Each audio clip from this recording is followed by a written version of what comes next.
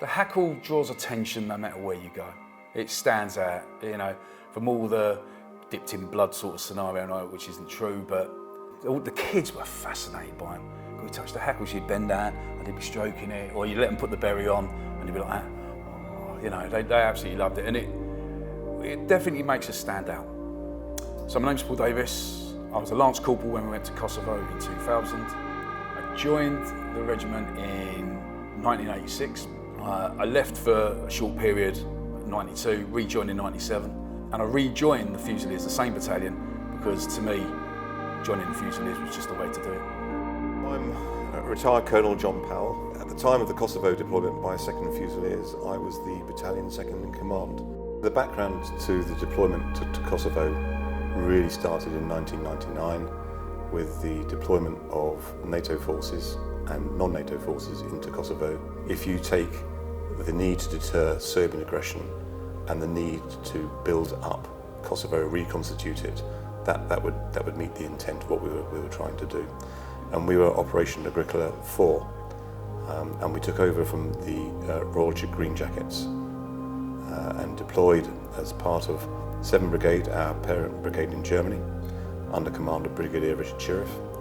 And the other brigade element that went was the Scots DG, and they occupied an area north of Pristina, a place called Podievo, and the Fusiliers were based around Pristina with a little rural area to the north. C Company were based primarily in the north of the city. So we had various locations. We had a couple of areas where we had to help protect the Serbians that were staying in the area. We had a country house in Laban, which is about 10k away from Pristina, up the north. And we had Station 3, which was where our headquarters was based. So really, we sometimes were lucky enough to get back down to the temporary field accommodation, which was based near the airport. But it was, you know, when we got there, it was a luxury. It was probably, for the 6 months, we was only there for about a month. We was always moving around. We did a lot of work up in the north and out in the countryside. But coming back down into the city, like patrolling down the hills, into the back streets and that, it was really interesting. Really, I mean, you'd be walking through a coffee shop and they were so happy to see us because we were bringing stability to their country. They like offer us coffee or honey and stuff like that, you know. So you sit down, you talk, you use the interpreters to explain why we were there and what we hoped to achieve. Going out into the countryside, we'd sometimes get dropped off by a helicopter from the Zulu 45, which was the country house in Laban. And we'd patrol back, going into these small, tiny villages, probably no bigger than 4 or 5 houses, and just talking to see what they, you know, how we could help. Interestingly, the day-to-day threat was felt to be quite low. So we wouldn't patrol in helmets and body armour, and we wouldn't carry rifles slung across our chests. We'd wear berets and hackles, and the rifles were slung, although loaded, but pointing at the ground with one arm free, in order to present less of a threat, shall we say. And I think, generally speaking, that was the right thing to do. Worked very well. For the Albanian community, we were liberators, and for the Serbs, of course, we were oppressors. The people were interesting in that they were a different culture.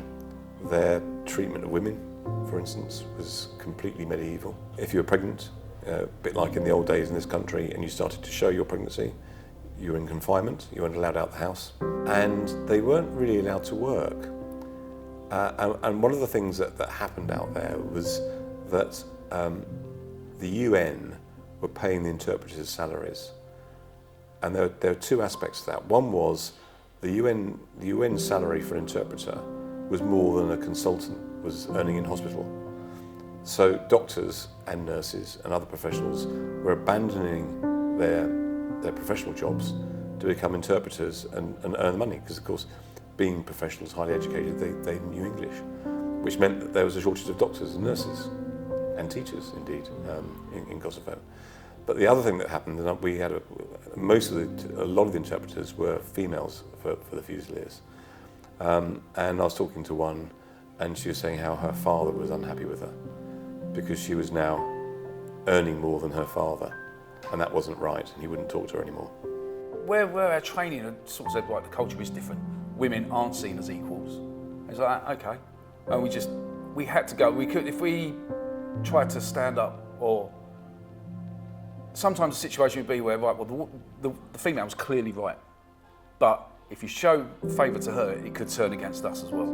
So we had to sort of be very diplomatic how we brokered or solved the argument of him and her. It wasn't always easy. It's just, you had to be really sympathetic to their culture. Things that stuck with me, unfortunately, not particularly nice, was dealing with the mass graves. The Muslim equivalent of a sexton, or they call them, had run away from Pristina when the Serbs were there, because everyone did. Came back and thought, aye, someone's been mucking around with my cemetery. These graves have been disturbed. And so he started digging down and he started finding bodies that shouldn't have been there. And these are the bodies of the people who'd been murdered in the hospital to make way for Serbian casualties. They were bringing people into the area of the graves and sniping them from another building. And another thing that sticks with me, unfortunately, is the guys that study the bodies.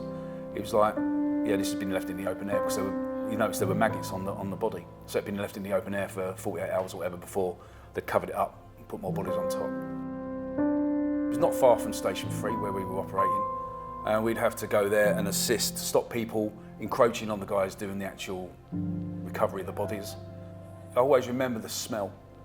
So literally the Swedish were doing the excavations, and as soon as they touched that much of the soil, you could smell where it had been in the ground for so long. I mean, they'd been in the ground for about 14 months, some of these people. I think we pulled 10 people out of one grave once. And it was a case of, they had no ID. So they were pinning, the only way we knew, we were pinning sort of items of clothing on a fence where we were keeping people back. And if someone recognised that item of clothing, I believe they took them away to do DNA tests and all that sort of stuff. But they were just so thankful for us to be there and stopping all the atrocities, because literally from a village here to a village there, this village was attacking that village all the time and trying to wipe them out, you know? And that once we were there, that all stopped.